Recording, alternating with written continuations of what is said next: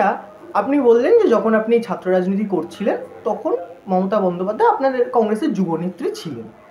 আচ্ছা, ওনার সাথে কোনো মানে একটা কোনো ব্যক্তিগত কোনো অভিজ্ঞতা মনে পড়ে? উনি তো এখন মুখ্যমন্ত্রী, এখন আপনারা যাদবপুরের সাংসদ যখন ছিলেন উনি, তার আগে নির্বাচনী প্রচারে বিভিন্ন সময় ওনার সাথে থেকেছি। তখন যাদবপুরের অবস্থা তো এতটা উন্নত ছিল না, জলা জমি, জলা জায়গা।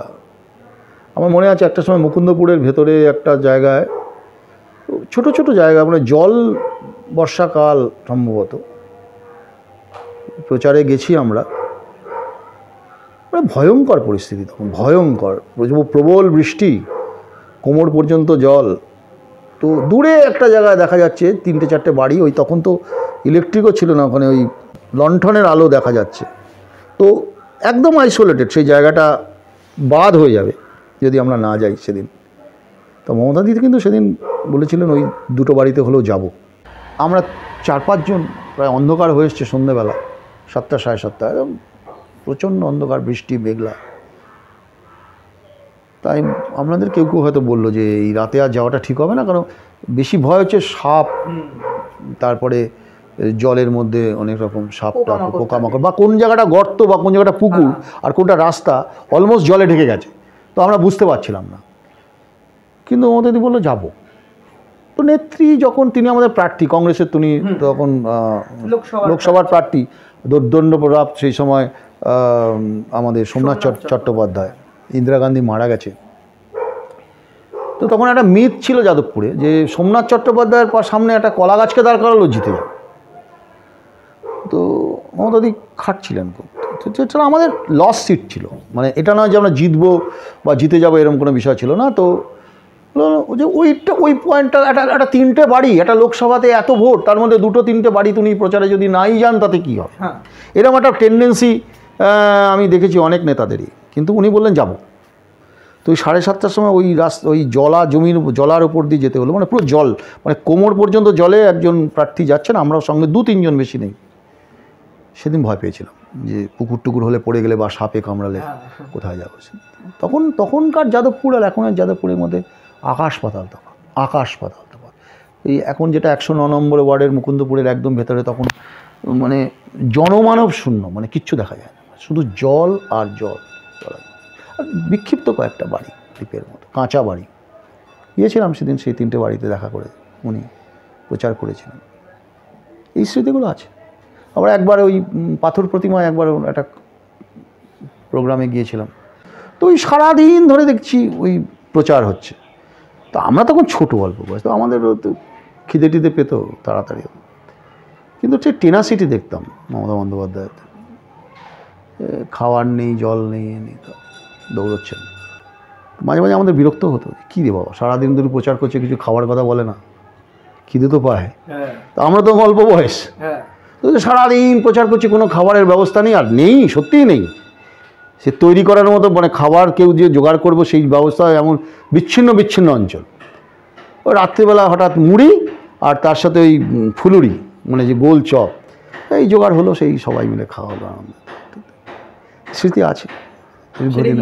ব্যবস্থা করলেন না, সেটা আমাদের কর্মীরা, ওখানকার কর্মীরাই ব্যবস্থা করলেন, তাদের যতটুকু সাধ্য সেই মতো ব্যবস্থা হলো। এই জিনিসগুলো ছিল, মানে ভাগ করে খাওয়া, একসঙ্গে করা, এগুলো আমরা উপভোগ করেছি। প্রিয়দার সাথে বহু স্মৃতিতেও এরকমগুলো আছে। আপনার এই 3.5 দশক ধরে একটা রাজনৈতিক জীবন, এই রাজনৈতিক জীবনে কোনো মজার ঘটনা মনে পড়ে? প্রতিনিয়তই হয়েছে মজার ঘটনা, তো সবসময়, মানে সব কত আর বলবো, অনেক মজার ঘটনা। উল্লেখযোগ্য কোনো একটা?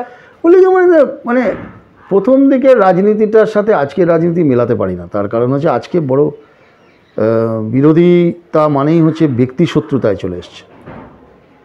শত্রুতা কোনোদিন ছিল না, ছিল রাজনীতির লড়াই ছিল, হাঙ্গামা ছিল, মারপিট ছিল, রক্তাক্ত হয়েছে, সবই হয়েছে, কিন্তু ব্যক্তি শত্রুতার জায়গা ছিল না।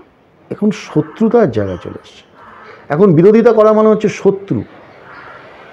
এই মানসিকতা থেকে আমার মনে হচ্ছে বিরাট পরিবর্তন হয়ে গেছে।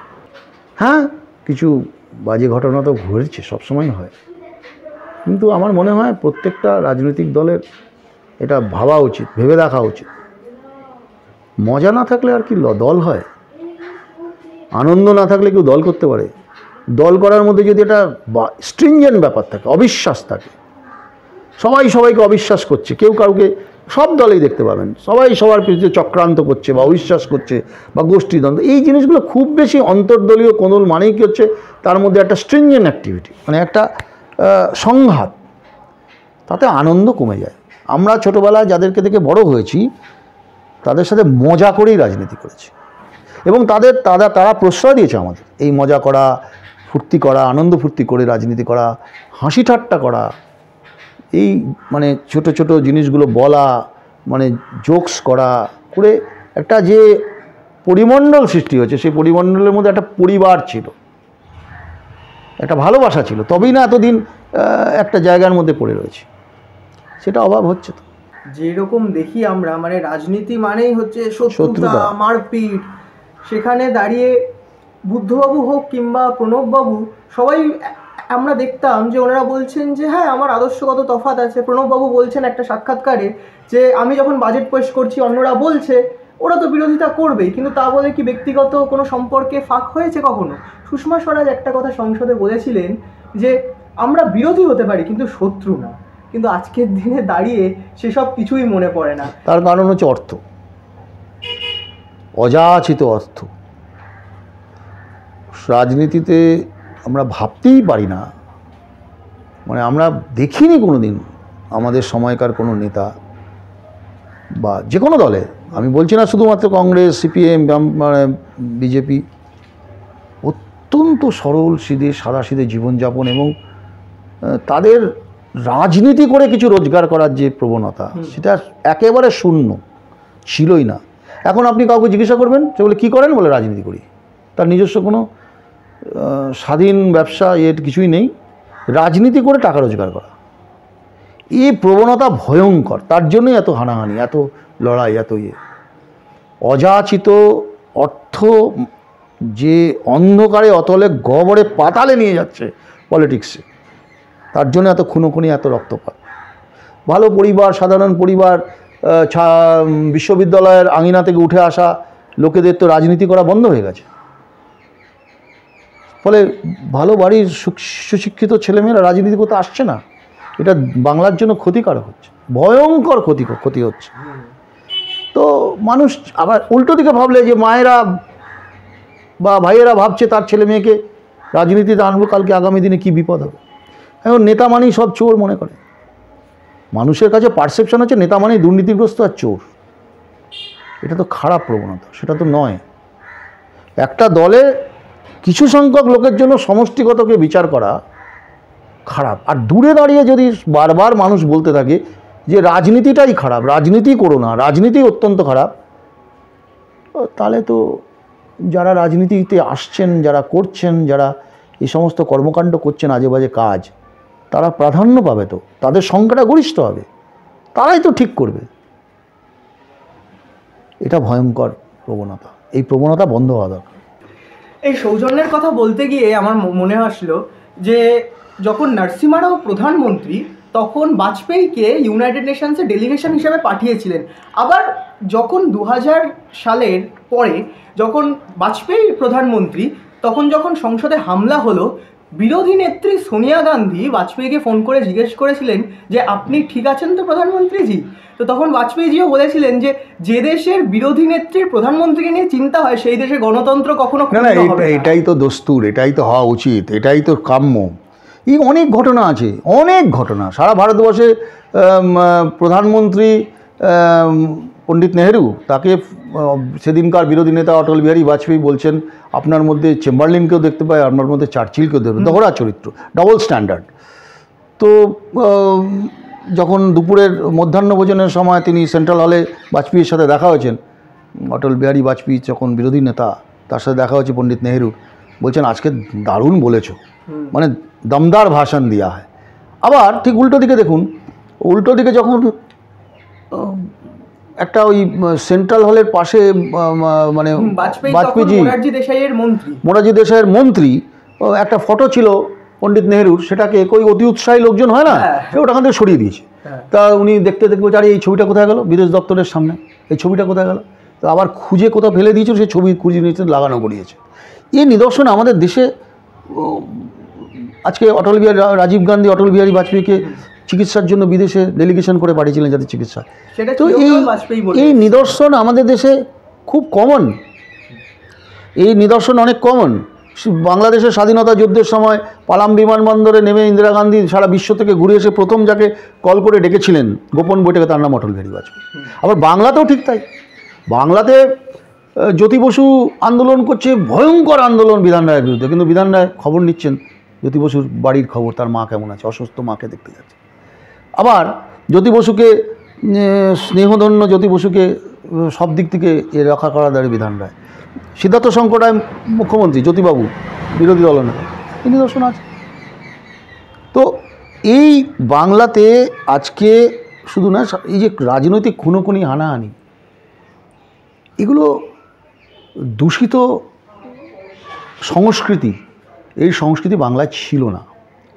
এই সংস্কৃতি 90-95 পর থেকে আস্তে আস্তে শুরু হলো। এই সংস্কৃতি দুর্বৃত্তায়ন অর্থ এবং সবটা লুটে নেওয়ার রাজনীতি, সর্বগ্রাসী, আমার সব চাই। দেখবেন কোট আনকোট একটা কথা বলতো, দুর্গ, এটা ওনার দুর্গ। আপনি লক্ষ্য করে দেখুন, যেখানে যেখানে দুর্গ বলতো, বামেরা বলতো এটা আমাদের দুর্গ, এখানে অন্য বিরোধী বলতে কিছু নেই।